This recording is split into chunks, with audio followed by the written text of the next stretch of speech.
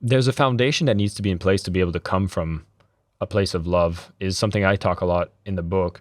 You have to have a level of privilege, and the reason I use privilege is for it to be slightly triggering.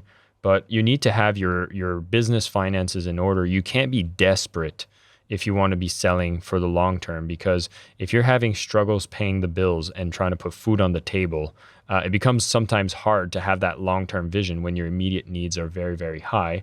And so you spoke about how you had your column there, regular clients that were coming in, that were kind of paying the bills, keeping the staff and the business going. I wanted to see if you had any other mechanisms that made sure that, hey, you had your foundation in place so you could go and play the long-term game when you're going for these longer accounts. Because, hey, we're not talking about, you pick up the phone, you call Microsoft, they send you a check the same day. There's a time cycle around this whole thing. So I just wanted to understand, when you were building Mechanism, what were some of the core Yeah. things you made sure were in place so you could survive and then be able to sell from a beautiful place that was patient? Well, when I started with some partners, and when we started it, we really had other jobs that we were saving up, knowing that we were going to start something. And when we started something, we had some money, so we weren't, we didn't have a ton of money, but we didn't pay ourselves for a while. So we had to have a reserve, and we had to know that we weren't going to have anxiety every single day. We also had very few employees. I think we had like 2 other employees. There was 6 of us total. And so we really made sure that we had money saved up. We knew it was going to be lean and mean for a couple of years.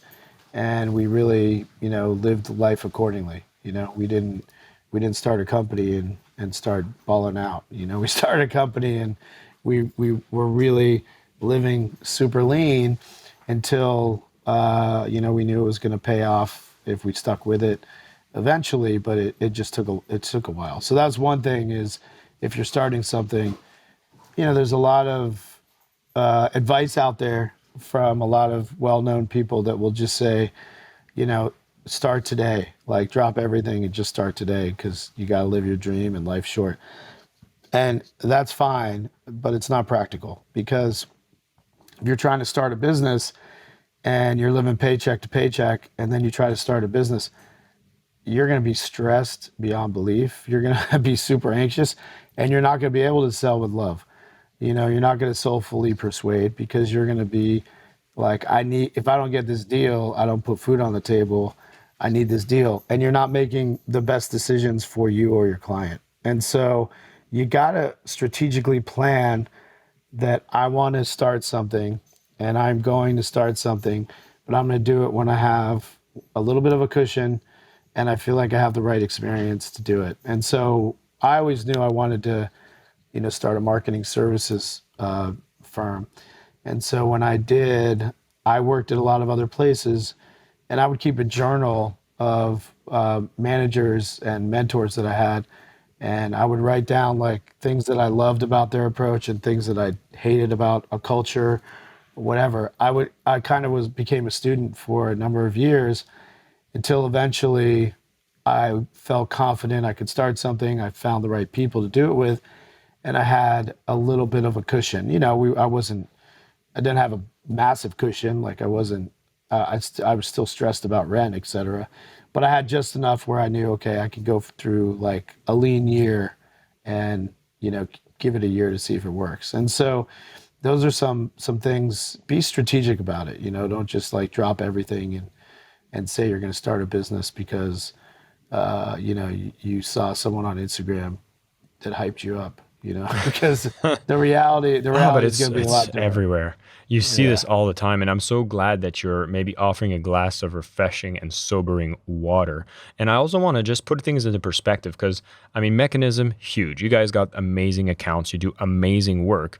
But I just be curious to know, by the time you and your partners decided to do this and kind of go all in, already you had been strategic, you had work jobs, saved money, knowing that you wanted to have at least a runway so you could do the things that are in the best interest of the client, not to your own financial needs right when you're beginning, knowing that, hey, we're pitching big accounts. We're going to be doing these at cost because we need the social proof. And then we're going to maybe take a few accounts here and there so we can get a couple income streams in.